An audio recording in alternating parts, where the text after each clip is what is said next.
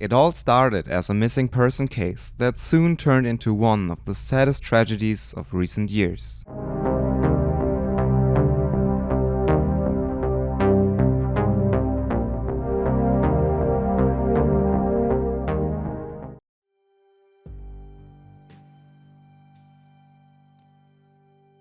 Joshua Powell was born in Washington on January 20th, 1976. His parents, Stephen and Teresha, had a broken marriage because Stephen had turned away from the family's church, the LDS Church. After leaving the church, he constantly showed Josh and his brothers adult movies and refused to set boundaries for his children. Joshua became an extremely difficult teenager because of the broken marriage his parents had and his father's behavior. He once took the life of one of his sister's pets and then threatened his own mother with a butcher knife. At least once he also tried to end his own life. In 1992 his parents divorced. Towards the end of the 90s, Josh was living in Seattle. By now he had a high school diploma and was even studying at the University of Washington. He was also a member of the LDS Church, where he met a young woman named Catherine Everett. The two quickly became a couple and moved in together a short time later. After that, however, Josh became extremely possessive. He tried to forbid her contact with her own family, and whenever she wanted to visit them, he insisted on coming along. Eventually, she had enough of it when she went to visit a friend in Utah. She decided she wasn't coming back to Seattle and broke up with him over the phone. Then, in November of the year 2000, during a dinner party, he met a classmate from his course at the LDS Church's Institute of Religion, Susan Cox. Immediately, they hit it off, and in 2001 they were married at the LDS Temple in Portland. Susan Cox, now Powell, was born in New Mexico on October 16, 1981, but grew up in Washington. At the time she met Josh, she was in the process of obtaining a cosmetology license. After they got married, they lived for a short time in Stephen Powell's house in South Hill. Josh's father, however, had developed a secret obsession with his daughter-in-law. He secretly filmed her in the house, spied on her in the bathroom with a mirror, stole her underwear, read her diaries, and even posted love songs to her on the internet. In 2003, Stephen confessed his love for Susan, who rejected him. In 2004, the two of them moved to Utah to put some distance between themselves and Stephen. Despite his father's actions, Josh did not want to break off contact with him. In 2005, they had their first son Charlie, and in 2007 their second son Braden. For Susan, the children were something like glue to hold their family together, as Josh and Susan's marriage has become increasingly fragile. He refused to go to the church, which made Susan very angry. He also behaved in a very possessive and controlling way towards her. He also started spending a lot of money. In 2007, he filed for bankruptcy and declared over $200,000 in debt. In 2008, Susan then secretly wrote a will in which she wrote, "To family and friends of Susan, for everyone except Josh Powell, because I do not trust him. I want it documented that there are extreme problems in our marriage. If something happens to me, it may not have been an accident, even if it looks like one."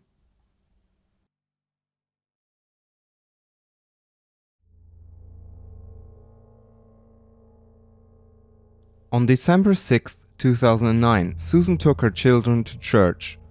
In the afternoon, another neighbor came by. This neighbor was the last person other than the family to see her. Susan ate pancakes that her husband had made for her, and afterwards she told that she was not feeling well. That evening she went to bed very early. Then, on December 7th, the children did not show up at the daycare center. The teachers could not reach Josh or Susan. They then tried to call Josh's mother and sister. Josh's mother then called the police. Detective Alice Maxwell then arrived at the Powell family home around 10 a.m. There were no sign of forced entry and Susan's belongings were still in the house.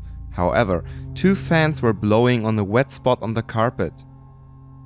Josh returned home around 5 p.m. along with his two children. He told the police they had been camping, which the children confirmed. At that time of the year, it was below freezing outside at night, which made the idea of a camping trip seem very strange. Susan's phone was also found in his car. Josh could not explain why it was there. There were also a lot of tools in the trunk, which seemed extremely strange on top of everything else. The district attorney refused to file charges against anyone without finding Susan Powell's remains first. Josh then started a website called susanpowell.org, where he shared his thoughts on the case. One day later, Josh rented a car and drove it 800 miles before taking it to the Salt Lake City airport on December 10th. During this time, police found traces of Susan's blood on the living room carpet in his home. On December 15th, they also found the will she had written. At school, Charlie told his class that he had been camping with his parents, but that his mother was no longer alive when they were in the tent. Braden also drew a picture of 3 people in a van and told them that Mommy was in the back. Josh had also closed Susan's pension account in the meantime.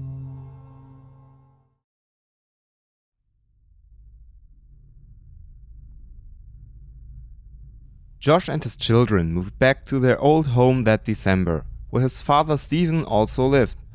There, things went downhill for the family. On September 14, 2011, authorities searched Topaz Mountain, a desert area near Nethe. There, they discovered a possible burial site. This burial site was very close to where Josh often camped. There were signs that the ground had recently been scooped up, but after the police started digging there, they couldn't find any remains. Sniffer dogs also discovered a scent there, but no remains were ever found in this area. In November 2011, Stephen was arrested because he had secretly filmed children and had thousands of videos on his computer. And in February 2012, Josh lost custody of his children, so it went to Susan's parents. Josh also had to undergo a psychological evaluation, including a lie detector test. Josh's brother Michael was also suspected because he had wanted to scrap his old Ford shortly after Susan's disappearance. Sniffer dogs then found that there were decomposing remains in the vehicle at some point. DNA tests were unfortunately inconclusive, which is why he only remained as a possible accomplice on the records. Josh and his father Stephen also wrote the wildest theories on the susanpowell.org website. One theory said that Susan had run off to Brazil with a man, another that she was mentally ill and had therefore run away, and each theory always stressed how innocent Josh was. In late September of 2011, Josh's sister also stated that she believed Josh was responsible for Susan Powell's disappearance. His other sister, Alina, had also suspected him, but she withdrew her suspicions. In the meantime, Michael set up a website claiming that Susan's parents were neglecting Josh's children. The family's lawyers denied the allegations, and Google had the page removed after a few days. On September 28, 2011, Major Mike Winderer also stated that the case was at a turning point and that they had more evidence than ever before and were making good progress. Then, on February 5th, social worker Elizabeth Griffin brought the 2 children to Josh for a supervised visit. After the children entered the house, Josh locked the social worker out and locked the house from the inside. Shortly after, he attacked his 2 children with an axe, dosed them with gasoline, and set the entire house on fire. Just seconds before, he wrote the final email to his lawyer saying, "I'm sorry, goodbye." And that was the moment when not only the entire family was wiped out, but the Susan Powell case was closed. Neither Josh nor his 2 children, Charlie and Braden, survived the fire.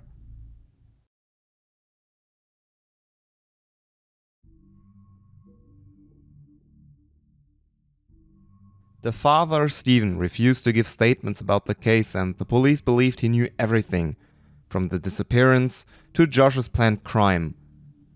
On February 11, 2013, Michael jumped off a roof of a multi-story car park, taking his own life.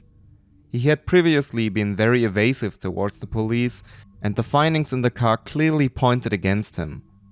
While it has not been proven, it is strongly believed that he was an accomplice. Susan's family received Susan's inheritance after a long legal battle and also received $98 million in compensation. Susan Powell was released from prison on July 11, 2017. He served 7 years. He died of natural causes in Washington on July 23, 2018. To this day, Susan is considered missing, but given all the information, it is very likely that she is no longer alive. In early 2022, a caving team led by Dave Sparks took on the challenge of searching a mine shaft in Utah in search of Susan's remains. The team discovered several rib bones, possible human, clothing and other evidence of human remains in the mine shaft. Immediately, these remains were sent to a laboratory where DNA tests were conducted. The tests unfortunately revealed that the bones were those of animals. The trousers that were found belonged to a man who is now being sought after by the police. The complete search has been uploaded to YouTube.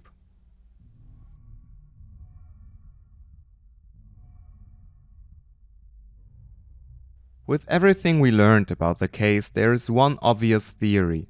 Josh is the perpetrator and his brother is the accomplice.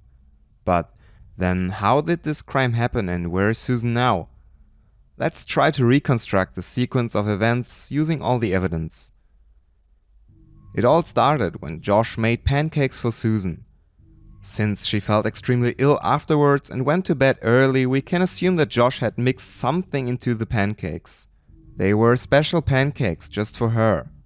Then, when she was in bed and asleep, he called his brother Michael.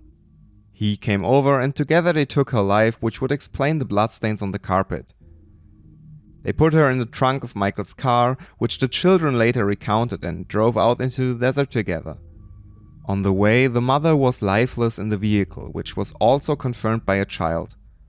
They then stopped at the place where Josh often camped. There, they dug a hole, but then decided to hide her in a nearby cave. Again, the children later told them about the cave, and the freshly dug hole was discovered by the police. After hiding Susan somewhere, they returned to the car and probably spent the night there to check how many people came to the area. When they were sure that nobody would find her, Michael took his car to the junkyard. Josh and his children then returned to the family home, where they were met by the police. He knew that the children's stories would soon have the officers investigating the camping site, which is why he took Susan's remains almost 800 miles away in a rented car. When he realized that the police were close on his heels, he made a plan to get himself and his children out of the way as the few witnesses. His brother, as the last witness, could no longer live with the guilt and took his own life. The father must also have known about this, as he was not surprised about the demise of his two sons. But since he had already shown before what a cold man he was, he took the secret with him. What do you think of this theory? Do you have other theories? Do you think Susan will still be found? Good night and stay safe.